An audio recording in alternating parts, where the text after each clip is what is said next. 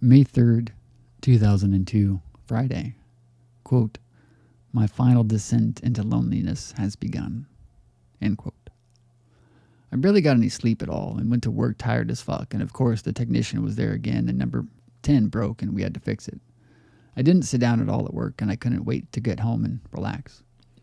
Knowing what I know now, and having been through what I have, I wish I never came home.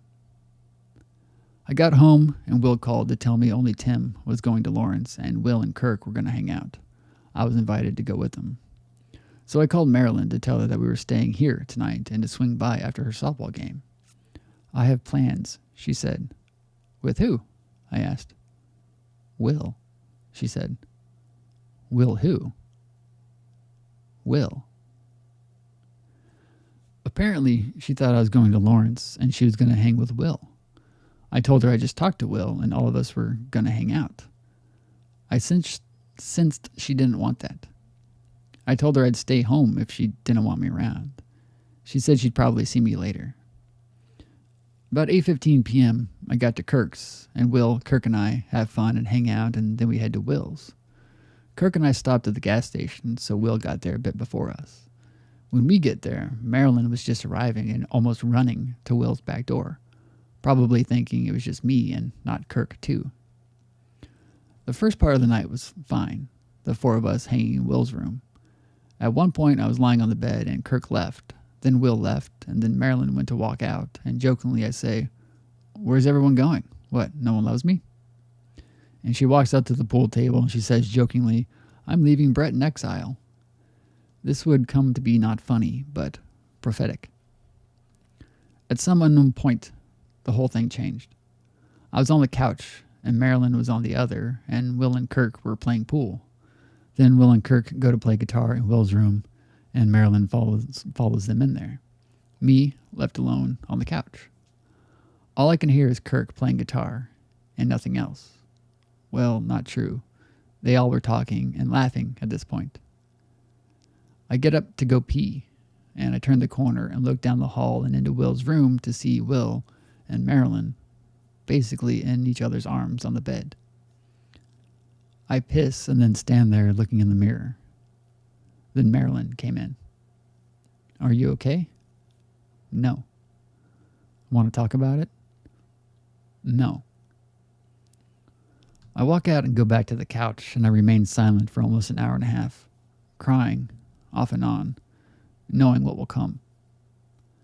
At this point, all I can hear is Kirk playing guitar and talking. Me, Will, and Marilyn are all dead quiet.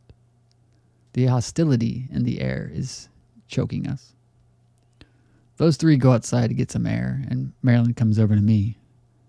"Are you okay? Want to talk about it?" I just shake my head no. They are outside for a while, and I am motionless, barely blinking. I hear them talking about all sorts of shit, then eventually about me. They came back into the same hostile air, and they go back to Will's room. Kirk eventually comes out and talks to himself and then to me for a bit and decides we should leave. I was his ride. I jump immediately up and go to the door, peeking to see Will and Marilyn on Will's bed, lying next to each other and talking quietly. Kirk goes to say goodbye, and I go outside and yell, "Fuck," and throw my bottle into the creek. Kirk and I drive back to his house, and he gets me to talk about it. I tell him that I know Marilyn and Will like each other. Or Marilyn and Will like each other. It's been obvious to me for a long time, way back before we ever broke up. I tell him that if they get together, it will push me out of Marilyn's life, out of Will's, out of the whole group's. I would never ask anyone to make a choice, but I will not try and fight inevitably. I would never ask anyone to make a choice, but I will not try and fight inevitability. Kirk tells me that he and Tim have seen this and felt the hostility on previous nights, and they've told Will to talk to me. He has not, and it's been going on for a month. I told Kirk that the breach has been made whether or not Will and Marilyn date. We will never be the same. I've never, ever been mad at or disappointed in Will. I've been growing resentful of him, though, and have been for a while. I tell Kirk that I can never be right again. I want Will and Marilyn to be happy, but I will hurt more than anything in the world. I am too prophetic myself. I once wrote Clockwork Pupils for Erin, and a few weeks later, almost all of it came true. Almost a year ago, I wrote A Dream for Lamentation, and it, slowly, is becoming true. I tell Kirk I cannot come around anymore until Will comes to me. I fear it will be a long time. I've known Will for 14 years. Never been mad, never angry, never disappointed.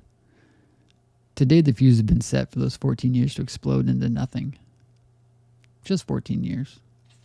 Not 14 and counting. I love Will, but I fear I will grow to hate him and leave him. I hope he chooses his path wisely, unlike me. I have fucked up so many times and I'm paying for them, slowly but surely. This is too much. I put a silver bracelet on my left wrist tonight. It will come off when all is well again. But for now, I am alone with my mind and my pain and my sins. I am in exile, and I am the outsider in my lifelong group of friends. My one true love is destroying the only beautiful thing I had, like I once destroyed our love.